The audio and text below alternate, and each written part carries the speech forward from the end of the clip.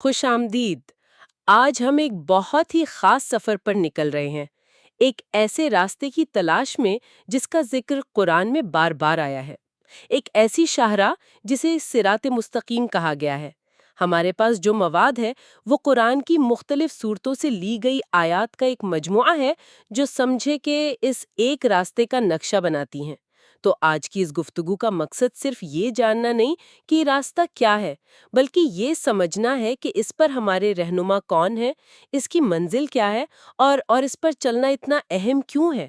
یہ بات واقعی حیران کن ہے نا، کہ ایک ہی اصطلاح پر اتنا زور۔ تو آئیے اس نقشے کو کھولتے ہیں، دیکھتے ہیں یہ ہمیں کہاں لے کر جاتا ہے۔ یہ بہت دلچسپ تعارف ہے اور آپ نے سفر کا لفظ استعمال کیا جو بالکل صحیح ہے، کیونکہ قرآن اسے ایک منزل کے طور پر نہیں بلکہ ایک مسلسل چلنے والے عمل کے طور پر پیش کرتا ہے۔ یہ کوئی جامد مقام نہیں ہے، بلکہ یوں سمجھیں ایک زندہ راستہ ہے جس پر ہر لمحہ سفر جاری رہتا ہے۔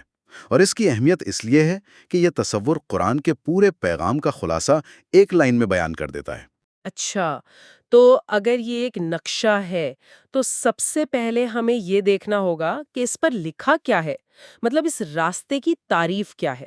سورۃ الانعام کی ایک آیت ہے، کہہ دیجئے کہ بے شک مجھے میرے رب نے ایک سیدھے راستے کی طرف ہدایت دی ہے، جو ایک مضبوط دین ہے، ابراہیم کا طریقہ جو یکسو تھے۔ یہاں اسے ابراہیم علیہ السلام کے طریقے سے جوڑا گیا ہے۔ بالکل، اور پھر ذرا سورۃ یاس کی آیت کو دیکھیے، اور یہ کہ میری عبادت کرو، یہی سیدھا راستہ ہے۔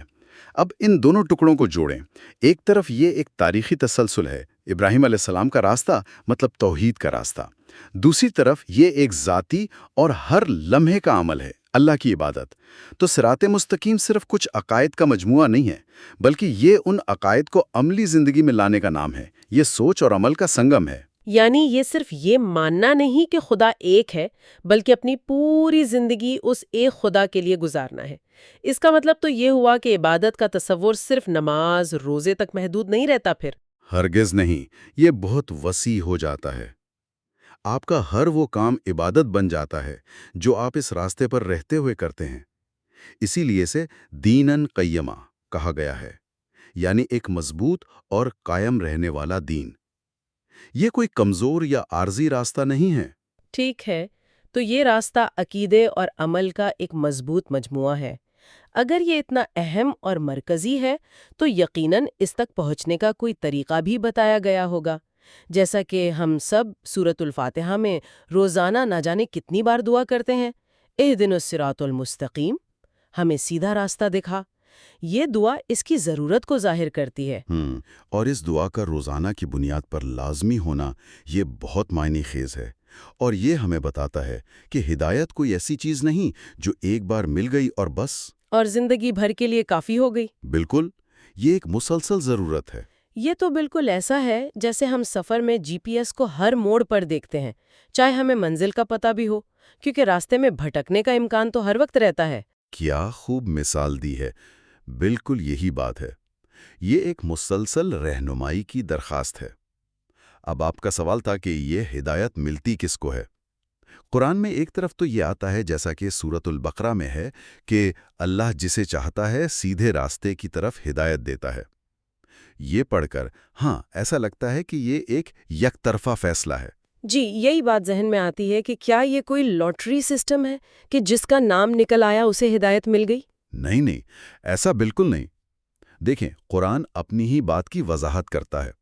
جب ہم دیگر آیات کو دیکھتے ہیں تو یہ تصویر مکمل ہوتی ہے۔ مثال کے طور پہ سورۃ الحج کی آیت کہتی ہے، اور بے شک اللہ ایمان لانے والوں کو ضرور سیدھے راستے کی طرف ہدایت دینے والا ہے۔ اور سورۃ المائدہ میں فرمایا، اس کے ذریعے اللہ اسے ہدایت دیتا ہے جو اس کی رضا کی پیروی کرے۔ اچھا، تو یہ ایک طرح کی شراکت داری ہے، یعنی انسان کی طرف سے ایمان ہو، کوشش ہو، نیت ہو، تو اللہ کی طرف سے رہنمائی اور توفیق ملتی ہے۔ یہ یک طرفہ معاملہ نہیں ہے نا؟ بالکل، یہ ایک دو طرفہ تعلق ہے۔ ہدایت خدا کا تحفہ ہے، لیکن اس تحفے کو وصول کرنے کے لیے انسان کو اپنا ہاتھ بڑھانا پڑتا ہے۔ جو سچائی کا طلبگار ہے، جو خدا کی رضا چاہتا ہے، جو ایمان لانے کی کوشش کرتا ہے، اللہ اس کے لیے راستے کھول دیتا ہے۔ تو یہ محض اتفاق نہیں بلکہ انسان کے اپنے انتخاب اور کوشش کا نتیجہ ہے۔ اور ان آیات میں ایک اور دلچسپ بات یہ ہے کہ اس راستے کو تنہا نہیں دکھایا گیا بلکہ اسے تاریخ کی عظیم شخصیات سے جوڑا گیا ہے۔ سورۃ الفاتحہ میں ہی دعا کے فوراً بعد آتا ہے، ان لوگوں کا راستہ جن پر تو نے انعام کیا۔ یہ کون لوگ ہیں؟ اس کی وضاحت قرآن میں دوسری جگہوں پر ملتی ہے، جیسے سورۃ الانعام میں کئی انبیاء کا ذکر کرنے کے بعد فرمایا گیا اور ہم نے انہیں منتخب کیا اور انہیں سیدھے راستے کی طرف ہدایت دی۔ تو اس سے یہ معلوم ہوتا ہے کہ یہ انعام یافتہ لوگ بنیادی طور پر انبیاء ہیں اور ان کے سچے پیروکار۔ تو اس کا مطلب یہ ہوا کہ جو شخص اس راستے پر چلتا ہے وہ تاریخ میں اکیلا نہیں ہے، وہ ابراہیم، موسیٰ، عیسیٰ اور محمد صلی اللہ علیہ وسلم جیسے عظیم رہنماؤں کے قافلے میں شامل ہو جاتا ہے۔ یہ تو بہت حوصلہ افزا بات ہے نا؟ یہ بہت ہی طاقتور نقطہ ہے۔ یہ احساس دلاتا ہے کہ آپ کوئی نیا راستہ نہیں بنا رہے بلکہ ایک قدیم اور معتبر روایت کا حصہ بن رہے ہیں۔ اس سے تنہائی کا احساس ختم ہوتا ہے اور ایک عظیم ورثے سے جڑت پیدا ہوتی ہے۔ اور یہی بات سورۃ الشورى میں پیغمبر اسلام سے کہی گئی کہ اور بے شک آپ یقیناً ایک سیدھے راستے کی طرف رہنمائی کرتے ہیں، یعنی یہ وہی راستہ ہے جس کی دعوت تمام انبیاء نے دی۔ یہ کسی ایک قوم یا نسل کا نہیں بلکہ پوری انسانیت کا مشترکہ راستہ ہے۔ اگر ہم اسی نقطے کو آگے بڑھائیں تو یہ آیات صرف یہ نہیں بتاتی کہ یہ راستہ کیا ہے، بلکہ بہت وضاحت سے یہ بھی بتاتی ہیں کہ یہ کیا نہیں ہے۔ سورۃ الانعام میں ایک بہت واضح حکم ہے، اور یہ کہ یہی میرا سیدھا راستہ ہے، بس اسی کی پیروی کرو اور دوسرے راستوں پر مت چلو، ورنہ وہ تمہیں اس کے راستے سے الگ کر دیں گے۔ یہاں زبان کا استعمال کمال کا ہے۔ اللہ نے اپنے راستے کے لیے واحد کا صیغہ استعمال کیا، صراطی، یعنی میرا ایک راستہ، لیکن گمراہی کے لیے جمع کا صیغہ استعمال کیا، السبل، یعنی بہت سے راستے۔ ارے واہ، یہ تو میں نے کبھی اس طرح نہیں سوچا تھا۔ یعنی حق کا راستہ ایک ہے لیکن بھٹکنے کے لیے ان گنت پگڈنڈیاں ہیں۔ بالکل، اور وہ پگڈنڈیاں انسان کو بکھیر دیتی ہیں، اسے منتشر کر دیتی ہیں، جبکہ سیدھا راستہ انسان کو ایک مقصد پر جمع کرتا ہے۔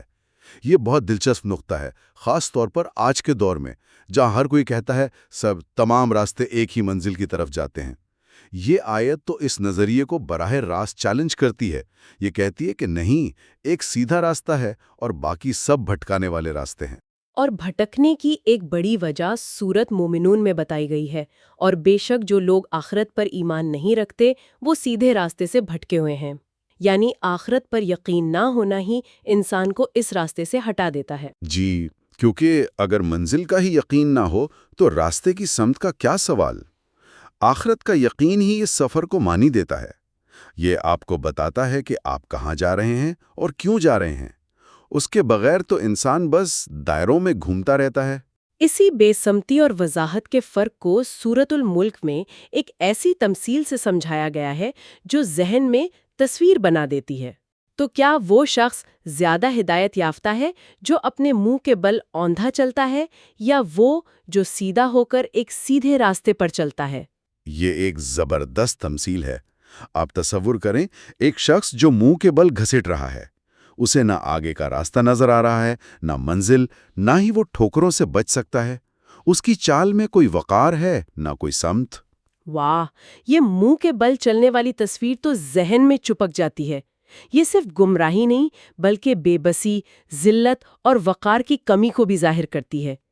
میں نے اس آیت کو اس طرح کبھی نہیں سوچا تھا۔ اس کے برعکس دوسرا شخص جو سیدھا کھڑا ہے، اس کی نظر سامنے منزل پر ہے، اس کے قدم متوازن ہیں، اس کی سمت واضح ہے اور اس کی چال میں ایک وقار ہے۔ یہ تمثیل صراط مستقیم پر چلنے والے کی وضاحت، مقصدیت اور عزت کو بھٹکے ہوئے شخص کی الجھن اور بے سمتی کے مقابلے میں نمایاں کرتی ہے۔ لیکن ان آیات میں یہ بھی اشارہ ملتا ہے کہ یہ راستہ اگرچہ سیدھا ہے مگر شاید آسان نہیں۔ اس پر ایک چیلنج بھی موجود ہے۔ سورۃ الاعراف میں شیطان کا عہد نقل کیا گیا ہے۔ اس نے کہا، چونکہ تو نے مجھے گمراہ کیا، میں ضرور تیرے سیدھے راستے پر ان کی گھات میں بیٹھوں گا۔ یہ تو بہت سنگین بات ہے۔ یہ بہت ہی اہم آیت ہے۔ یہ اس سفر کی حقیقت کو کھول کر بیان کرتی ہے۔ شیطان نے یہ نہیں کہا کہ میں انہیں گمراہ کرنے کے لیے الگ سے کوئی راستہ بناؤں گا۔ اس نے کہا میں تیرے سیدھے راستے پر ہی بیٹھوں گا۔ یعنی اصل جنگ کا میدان یہی راستہ ہے۔ بالکل۔ اور شیطان اسی راستے پہ کیوں بیٹھا ہے؟ کیونکہ وہ جانتا ہے کہ یہ راستہ کہاں جاتا ہے۔ یہ سیدھا دار السلام یعنی سلامتی کے گھر کی طرف جاتا ہے، اور وہ یہی نہیں چاہتا۔ اس سے راستے کی اہمیت بھی واضح ہوتی ہے اور اس پر چلنے والوں کو درپیش چیلنج بھی۔ یہ بتاتا ہے کہ اس راستے پر قائم رہنے کے لیے مسلسل جد و جہد اور بیداری کی ضرورت ہے۔ یہ کوئی آٹو پائلٹ پر چلنے والا سفر نہیں ہے۔ آپ نے دارالسلام کا ذکر کیا۔ سورت یونس میں یہی کہا گیا ہے نا، اور اللہ سلامتی کے گھر کی طرف بلاتا ہے اور جسے چاہتا ہے سیدھے راستے کی طرف ہدایت دیتا ہے۔ تو اس راستے کی منزل محض کامیابی نہیں بلکہ سلامتی ہے۔ جی، اور سلامتی ایک بہت جامع لفظ ہے۔ یہ ہر قسم کے خوف، غم، تکلیف، حسد اور نقص سے پاک ہونے کی حالت ہے۔ یہ حتمی سکون ہے۔ تو یہ راستہ محض اصولوں کی ایک فہرست نہیں ہے، بلکہ یہ ایک ایسی منزل کا وعدہ ہے جس کی تلاش ہر انسان کو ہے۔ یعنی غالب اور تعریف والے کا راستہ۔ ان صفات کا کیا مطلب ہے؟ یہ صفات راستے کی پہچان کو اس کے مالک سے جوڑتی ہیں۔ یہ کسی کمزور یا گمنام ہستی کا راستہ نہیں ہے۔ یہ العزیز کا راستہ ہے، یعنی وہ جو ہر چیز پر غالب ہے، جسے کوئی شکست نہیں دے سکتا، اور الحمید کا، یعنی وہ جس کی ہر حال میں تعریف کی جاتی ہے، جس کے ہر کام میں حکمت اور بھلائی ہے۔ تو اس پر چلنے والے کو ایک طرح کی ذہنی اور روحانی سیکیورٹی ملتی ہے کہ وہ جس کے راستے پر ہے وہ سب سے طاقتور اور سب سے بہترین ہے۔ بالکل، یہ اعتماد اور بھروسے کا سفر بن جاتا ہے۔ آپ کو پتہ ہوتا ہے کہ آپ کا رہنما کون ہے۔ اور پھر آخر میں سورۃ الشورى میں اس کی حتمی تعریف کی گئی۔ صراط اللہ، یعنی اللہ کا راستہ، جس کی ملکیت میں آسمانوں اور زمین کی ہر چیز ہے، یہ اس کی سب سے جامع پہچان ہے۔ تو اگر ہم آج کی اس ساری گفتگو کو سمیٹیں تو صراط مستقیم صرف ایک سیدھی لکیر کا نام نہیں ہے، یہ ایک مکمل نظام ہے جو توحید سے شروع ہوتا ہے، انبیاء کی رہنمائی میں آگے بڑھتا ہے۔ اس پر چلنے کے لیے انسان کی کوشش اور اللہ کی مدد دونوں درکار ہیں۔ اس پر رکاوٹیں بھی ہیں اور اس کی منزل ابدی سلامتی ہے۔ آپ نے بالکل درست خلاصہ کیا، اور میرے خیال میں جو سب سے گہری باتیں آیات سے نکلتی ہیں وہ یہ ہے کہ اصل نقطہ یہ نہیں کہ یہ راستہ کتنا سیدھا ہے، بلکہ یہ کہ اس کا مالک کون ہے۔ قرآن بار بار اسے اللہ کا راستہ یا غالب کا راستہ کہتا ہے، یعنی اس پر چلنے کی ضمانت خود اس کی منزل نہیں بلکہ وہ ہستی ہے جس نے یہ راستہ بنایا ہے۔